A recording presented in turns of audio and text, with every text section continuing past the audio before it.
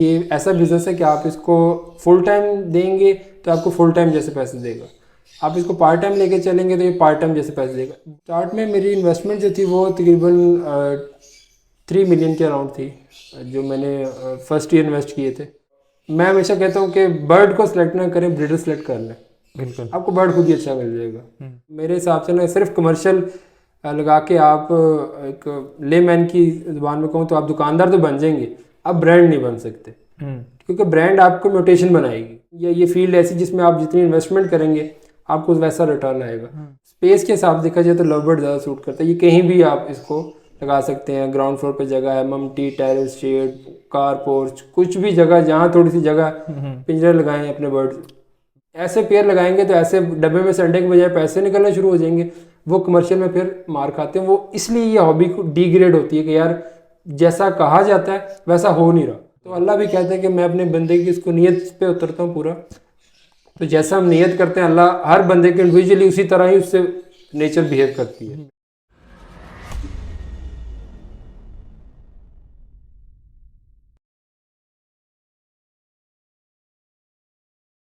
अस्सलामुअलैकुम, this is Mohammad Irfan एग्रीकल्चरस। आज हम आए लाहौर में आपको विजिट करवाने के लिए नुमान भाई का लव बर्ड का सेटअप।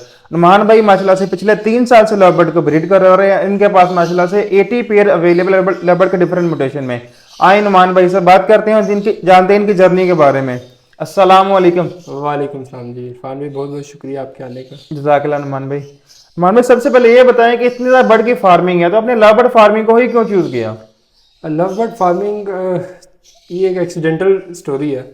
बेसिकली जब मैंने ये घर बनाया था तो मैंने छत पे एक छोटी सी एवरी बनाई थी। बर्ड का शौक तो बचपन से ही था। तो मुझे एक दोस्त है उनके ज़रिए पता लगा कि यार ये लव बर्ड्स भी एक बिज़नेस है। बाय प्रोफेशनल मैं एक सिविल इंजीनियर हूँ और कंस्ट्रक्शन की फील्ड से रिलेटेड काम है, हमारा कंस्ट्रक्शन का ही काम है, हाउसिंग के रिलेटेड और बिल्डिंग्स के। तो जब मुझे ये थोड़ी सी नो हुई कि भी ये एक प्रॉपर बिजनेस है, तो मैंने कुछ शुरू शुरू में जो बिग बर्ड्स हैं जैसे रा, रिंग नेक और इस तरफ थोड़ा सा गया। मैंने काफ़ी बर्ड्स कलेक्ट भी किए और मतलब यंग्स लिए और उनको रेज करा था। तो इन बिटवीन मुझे एक नॉलेज हुआ कि यार ये जो बड़ा बर्ड है उसका लाइफ साइकिल और उसकी ब्रीडिंग साइकिल और लव बर्ड की नेचर और लाइफ साइकिल और उसके एटमॉस्फेयर में बड़ा डिफरेंस है। तो मुझे एट द टाइम जब एक नॉलेज हुआ तो मैंने देखा कि यार मुझे लव बर्ड ज़्यादा सूट करता है, उसकी टेक केयर के हवाले से भी और उसको मैनेज करने के हवाले से भी और जो आउटमोस्ट उसका जो पॉइंट है वो अर्निंग के पॉइंट ऑफ व्यू से, ब्रीडिंग का जो साइकिल है वो अर्ली स्टार्ट हो जाता है बिग बर्ड की निस्बत। तो इसलिए मैंने फिर जो मेरे पास बड़ा बर्ड जैसे मैंने रहा के बड़ी मेहनत से पूरे पाकिस्तान से एक एक दो दो बर्ड जाके मैंने कोई बिसाई वाल, सरगोदा, जो है ना मियाँ वाली, जफ़रवाल, फैसलाबाद से जाके एक एक दो दो बर्ड इकट्ठे किए थे। तो फिर मैंने सारे सेल कर दिया और मैंने सिर्फ ही लव बर्ड को ही एक 1 पॉइंट के तौर पर सेलेक्ट किया कि यार ये काम करना और इसी पे जो है ना वो रहना। ठीक, माशाल्लाह। तो स्टार्टअप इन्वेस्टमेंट कितनी की थी आपने नुमान भाई? स्टार्ट में मेरी इन्वेस्टमेंट जो थी वो तकरीबन 3 मिलियन के अराउंड थी, जो मैंने फर्स्ट ईयर इन्वेस्ट किए थे। और अल्हम्दुलिल्लाह मैं आज सोचता हूँ तो कि यार वो इन्वेस्टमेंट अच्छे टाइम पे अच्छी इन्वेस्टमेंट की थी। और उसको मतलब मुझे अब ये नहीं कि मैं कहूँ कि जी मैंने तब क्यों नहीं की या मैंने साल ज़ाया क्यों किया, तो इस तरह का नहीं है। तो अपने स्टेप बाय स्टेप 3 मिलियन की इन्वेस्टमेंट की एक दफ़ा कर दी थी सारी? बेसिकली मेरा क्योंकि ये थर्ड सीज़न है, तो जो मेरा फर्स्ट सीज़न था जब मुझे ये एक नॉलेज हुआ कि लव बर्ड जो है ना वो ब्रीड करवाना है या मैंने एक सोच लिया कि यार इस तरफ जाना है, तो तब मैं कुछ मार्केट से, ओपन मार्केट से मैंने कोई 24-25 के करीब जो फिशर के लटीनों के पेयर्स मैं ले आया था और उनको मैंने ब्रीड करवाना स्टार्ट कर दिया। तब जब सीज़न स्टार्ट हुआ था तो वो भी ऑलमोस्ट ब्रीडर ही थे, अडल्ट थे। तो वो जैसे जैसे वो मेरे फिशर लटीनो ब्रीड कर रहे थे तो मैं साथ साथ अपनी जो प्रोक्योरमेंट है म्यूटेशंस की वो मैं साथ साथ कर रहा था। ये समझ लें कि विद इन अ सीज़न ही मैंने सारी इन्वेस्टमेंट की थी। इसको मैं स्टेप बाय स्टेप नहीं लग, क्योंकि मुझे जल्दी एक नॉलेज हो गया था कि ये टाइम या ये फील्ड ऐसी जिसमें आप जितनी इन्वेस्टमेंट करेंगे आपको वैसा रिटर्न आएगा। और मुझे ये क्लिक हो गया था कि यार ये इन्वेस्टमेंट यहाँ पे एक वाइज डिसीजन है कि आप इसमें इन्वेस्ट करें। तो मैंने विद इन ईयर जो लटीनो या जो फिशर ब्रीड करवाए थे उनको मैंने as a foster pair retain कर लिया और बाकी जो जैसे ही सीज़न नेक्स्ट स्टार्ट हुआ, एक क्लोज होकर नेक्स्ट स्टार्ट हुआ, तो मेरे पास जो मेरी मेन म्यूटेशन थी, जो मेरे मेन बर्ड्स थे वो रेडी थे ब्रीड के लिए। ठीक, तो नुमान भाई इस टाइम आपके पास कौन कौन सी म्यूटेशन अवेलेबल है? अल्हम्दुलिल्लाह जिस टाइम मेरे पास डाइल्यूट्स में डाइल्यूट्स ओपलाइन भी हैं, और पेल फेलो ओपलाइंस तक है, और बाकी कमर्शियल में भी है, ओपलाइंस में भी है, यूविंग ओपलाइन में भी है, और हर तरह के तकरीबन लगे हुए हैं। ठीक, तो नुमान भाई जब आप इस फील्ड में आए तो आपको कितनी देर स्टेबल होने में लगी? स्टेबल होना हर एक बंदे की अपनी हो सकती है कि भी वो स्टेबल होना किसको कहता है। मतलब अगर आप इसको यूँ कहें कि यार ब्रेक इवन होना या इन्वेस्टमेंट रिटर्न होना, तो वो विद इन ईयर मेरी इन्वेस्टमेंट भी मुझे रिटर्न होगी, और मेरे पास फर्दर ब्रीडिंग स्टॉक जो कि मेरा अपना ही ब्रीड हुआ था, मैंने उसको भी कुछ रिटेन किया। उसके अलावा बाकी जो हमारे जो सीनियर्स हैं और जो बाकी फेलोज़ हैं, उनसे कुछ बर्ड्स परचेज़ किए ताकि नेक्स्ट सीज़न में इम्प्रूवमेंट की जा सके। तो नुमान भाई आपने माशाल्लाह 3 मिलियन की इन्वेस्टमेंट की, तो स्टार्टिंग में डर वगैरह नहीं लगा कहीं जानदार चीज़ है कहीं एक्सपायर ना हो जाए? डर नहीं लगा, क्योंकि basically I am a self made man. तो मेरा क्योंकि फील्ड भी कंस्ट्रक्शन किया, तो कंस्ट्रक्शन की फील्ड में भी काफ़ी हाई रिस्क होते हैं। तो वो रिस्क वहाँ पे हमने बड़े बड़े नुकसान भी देखे हैं और बड़े बड़े फ़ायदे भी देखे हैं। तो वो एक डर जो था वो किसी पॉइंट पे था ही नहीं कि यार इन्हें इंज हो जाएगा, तो इंज हो जाएगा, तो ये डूब जाएगा, तो इसको, तो वो माइंड में ही नहीं आया। एक ही था कि ये सक्सेसफुल ही होगा। तो अल्लाह भी कहते हैं कि मैं अपने बंदे की इसको नीयत पे उतरता हूँ पूरा। तो जैसा हम नियत करते हैं, अल्लाह हर बंदे के इंडिविजुअली उसी तरह ही उससे नेचर बिहेव करती है। बिल्कुल। तो मुझे अल्हम्दुलिल्लाह डर कोई नहीं था, और ना अब है। बहुत से लोगों को होगा डर, तो आई एम कॉन्फिडेंट। चले माशाल्लाह। तो नुमान भाई आपके मुताबिक ये बिजनेस पार्ट टाइम करना चाहिए कि फुल टाइम करना चाहिए? बहुत अच्छा सवाल है, लेकिन ये बिज़नेस मैंने जिसको समझा है और जो अभी तक मैंने देखा, ये ऐसा बिज़नेस है कि आप इसको फुल टाइम देंगे तो आपको फुल टाइम जैसे पैसे देगा। आप इसको पार्ट टाइम लेके चलेंगे तो ये पार्ट टाइम जैसे पैसे देगा। बहुत सारे लोग इसको पार्ट टाइम लेके भी अच्छी अर्निंग कर रहे हैं, पर बेशुमार लोग इसको फुल टाइम लेके बहुत अच्छी अर्निंग कर रहे हैं। तो ये कि आप कितना फोकस करते हैं, जितना फोकस करेंगे चीज़ें आपको उतनी क्लैरिटी से नज़र आएंगी, आपको उतना क्लियर पता चलेगा कि आप मूव फॉरवर्ड कहाँ कर रहे हैं, आपका फर्दर स्टेप क्या है। पार्ट टाइम का हिसाब और होता है, बंदा इसको ना उतनी इंपॉर्टेंस नहीं दे सकता। फुल टाइम बिजनेस का हिसाब थोड़ा सा डिफरेंट है। ठीक। तो जैसा आप करना चाहें वैसा ही आपसे बिहेव करेगा। तो नुमान भाई एक अच्छा ब्रीडर किन किन स्टेप से गुजर के बनता है? कौन कौन सी मुश्किलात का सामना करना पड़ता है स्टार्टिंग में? सबसे जो बड़ी इसको मुश्किल, जो मतलब जैसे यंग फैंसियर न्यू फैंसियर्स आ रहे हैं, तो उनको जो मुश्किल आती है वो है सिलेक्शन ऑफ द बर्ड्स, कि आप बर्ड्स किससे ले रहे हैं, कैसा बर्ड ले रहे हैं। और मैं हमेशा कहता हूँ कि बर्ड को सिलेक्ट ना करें, ब्रीडर सेलेक्ट कर लें, बिल्कुल। आपको बर्ड खुद ही अच्छा मिल जाएगा। तो हमने अल्हम्दुलिल्लाह अच्छे ब्रीडर ही सिलेक्ट किए हैं, और बर्ड हमें खुद ही अच्छा मिल गए। कुछ लोग गलत भी मिले, ये it's part of the game, लेकिन कि मोस्टली लोग जो है ना वो अच्छे ही मिले। तो बस जो बर्ड सिलेक्शन है, और दूसरा उसकी टेक केयर है बर्ड की, वो इंसान को अच्छी आए। उसमें टेक केयर में भी सबसे ज़रूरी हाउसिंग है, आपकी नीट एंड क्लीननेस, और बर्ड की आपको नेचर पता हो, ये चीज़ें इंपॉर्टेंट है एक न्यू फेंसर के लिए। तो नुमान भाई लव बर्ड के साथ वो कौन से बर्ड रख सकते हैं? लव बर्ड के साथ आप कोई भी बर्ड रखें, बड़ा बर्ड भी आप रख सकते हैं। अगर पोल्ट्री वगैरह या पिजन वगैरह रख सकते हैं इनके साथ? ये एक मिथ है, लोग कहते हैं कि नहीं रखना चाहिए, उनमें वायरस इफेक्ट होते हैं या डिफरेंट डिजीज़ आती हैं। तो मेरा ख्याल है उसमें अगर आप केयर करें, ना रखें तो ज़्यादा बेहतर है। लेकिन मैंने बहुत सारे लोगों को साथ रखे हुए भी देखा है। मतलब आपकी अगर हाउसिंग अच्छी है, वेंटिलेशन अच्छी है, और जो फ्रेश आप वाटर दे रहे हैं, और आपका सनलाइट अच्छी है, तो बहुत कम चांसेस है कि आपको इस तरह की वायरल डिजीज़ का जो है ना वो इम्पेक्ट हो। तो नुमान भाई अगर कंपैरिजन करें एनिमल फार्मिंग में बर्ड फार्मिंग में, तो कौन सा बेटर रहेगा दोनों में से? डिपेंड करता है जी आपको शौक क्या है। बिल्कुल।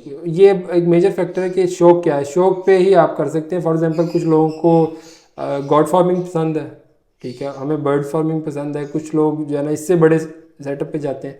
तो हमारे इस फील्ड में, या पर्टिकुलरली मुझे बर्ड्स ज़्यादा अट्रैक्ट करते हैं, तो मेरे लिए तो बर्ड्स को कीपिंग आसान थी। बाकी जो बिजनेसेस है, जो जैसे भी ये लाइफ स्टॉक की फील्ड है, उसमें स्पेस का एक बड़ा इम्पैक्ट होता है कि आपके पास बड़ी स्पेस आपको रिक्वायर्ड होती है। फॉर एग्जांपल गॉड फार्मिंग में बड़ी स्पेस चाहिए, और या जो पोल्ट्री का बिजनेस बड़ी स्पेस चाहिए आपको।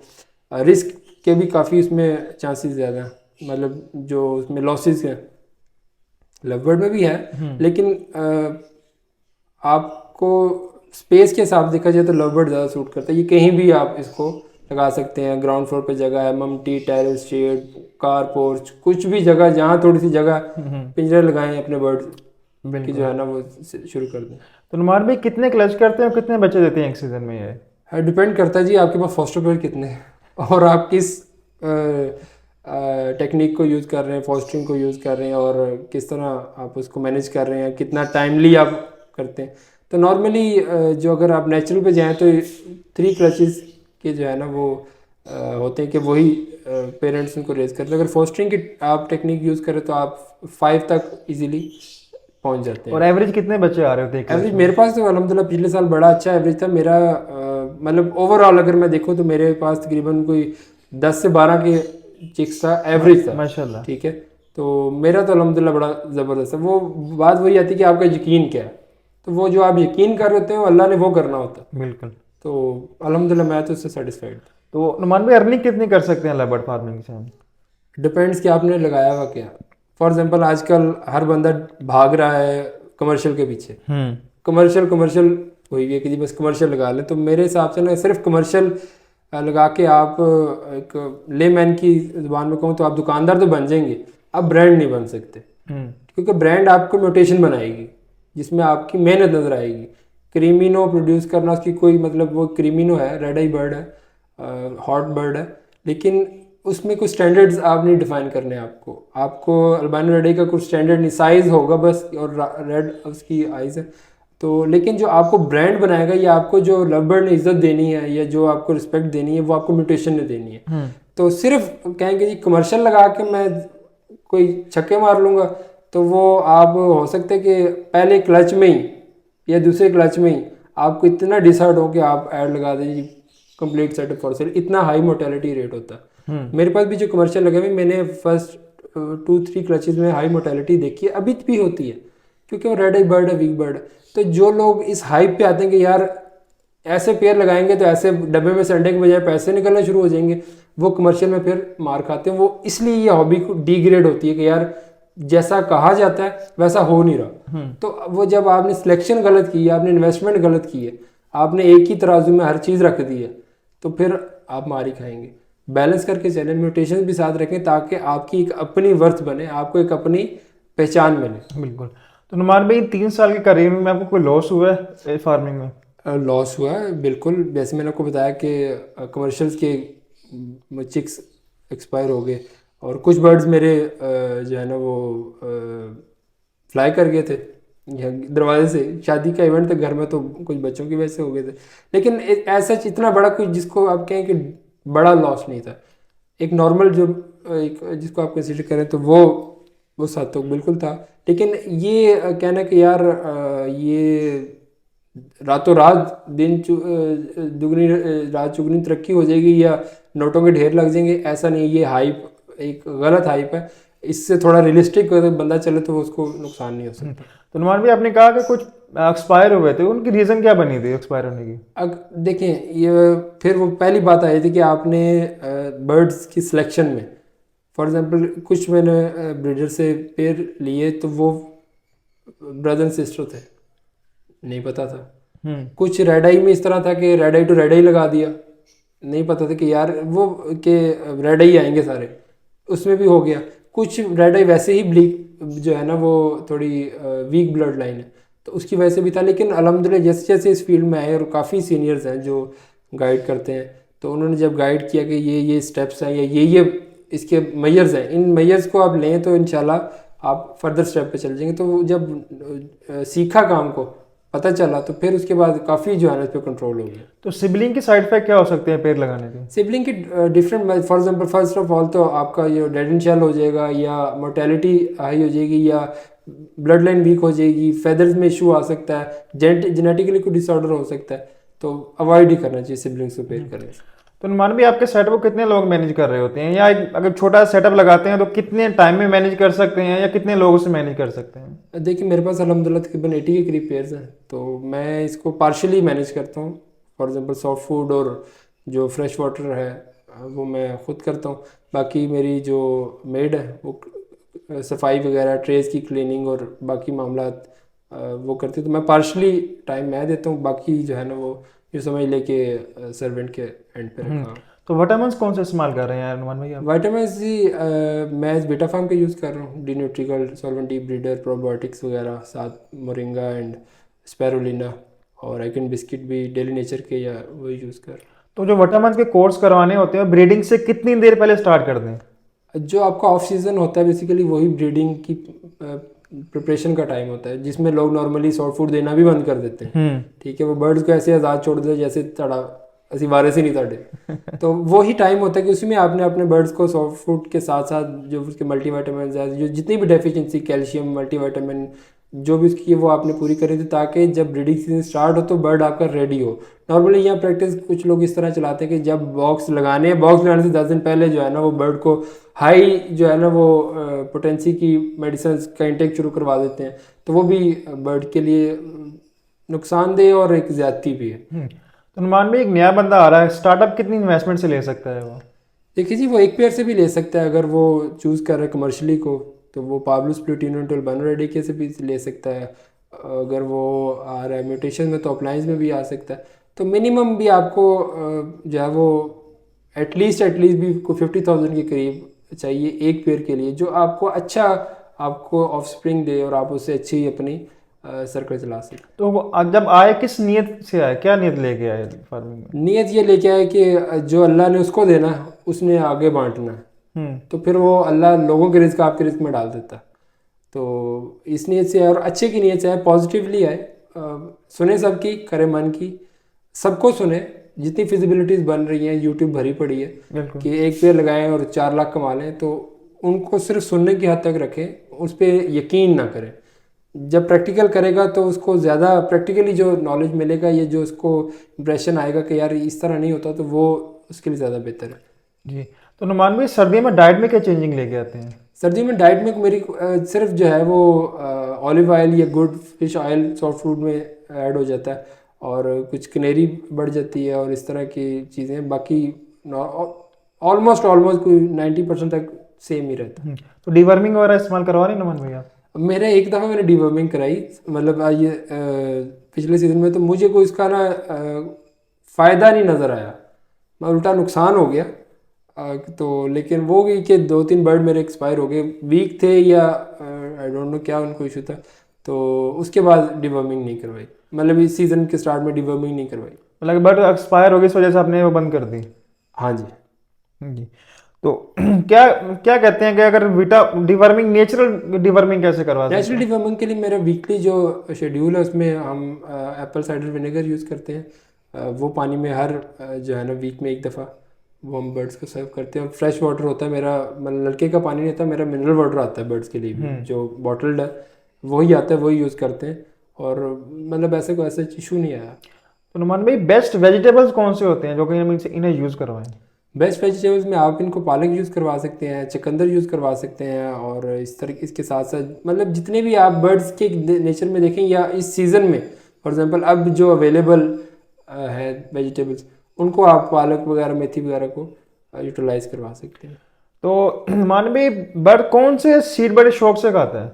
मेरे बर्ड्स तो कनेरी बहुत शौक से खाते हैं और दबा के खाते हैं, और कनेरी मेनली ही मैंने नोट किया कि वो ज़्यादा अच्छे शौक से खाते हैं। और कुछ बर्ड दाना ज़ाया बहुत करते हैं, उसका सोल्यूशन क्या होता है? उसका सोल्यूशन हमने बहुत खपखपैये के बाद जिसके बॉक्स बनवा लिए हुए, जिस तरह के आप बड़े बर्ड्स का देखते हैं जिसका बॉक्स होता है वो बनवा लिए हुए हैं, वो कहेंगे तो मैं आपको दिखा भी दूंगा। जी। उसमें हम दाना डालते हैं तो बर्ड उसके अंदर ही घुस के तो ईजीली खाता है। कुछ लोग वो नॉर्मल जो प्लास्टिक के पॉट्स होते हैं ग्रिल वाले वो यूज़ करते हैं, लेकिन उसमें दाना ज़ाया ज़्यादा होता है। तो जो हम प्रैक्टिस कर रहे हैं वो बॉक्स है, उसमें बेहतरीन ना दाना ज़ाया होता है ना बाहर अच्छा लगता है, और बर्ड दाने का आखिरी जो है ना वो ज़रा तक खाता है, इवन कि मैं सिर्फ वो उसमें से फक ही निकलती है, माशाल्लाह, बाकी वो सारा दाना खा जाता है। तो नुमान भाई कुछ बर्ड होते हैं सॉफ्ट फूड खाते नहीं है, तो उन्हें कैसे आदत डाली जाए सॉफ्ट फूड खाने की? उसका सबसे बेस्ट तरीका है कि आप जब वो रेज हो रहे हैं, मतलब बॉक्स से बाहर आए या यंग्स हैं, तब उनको दें, उससे उनकी आदत डले। अगर आपने किसी नए बर्ड को सॉफ्ट फूड डालना है तो थोड़ा मुश्किल हो जाता है, आपको ये प्रैक्टिस 8-10 दिन करनी पड़ती है। उसको भूखा रख के, कुछ बर्ड्स की नेचर में ऐसा होता है कि भूखे रह के भी नहीं लगते, तो भूखा रख के आप लोग उसको लगा सकते हैं। कुछ आप दाने के सॉफ्ट फूड के ऊपर कुछ कनेरी स्प्रिंकल करके उसको भी एक्सपेरिमेंट कर सकते हैं।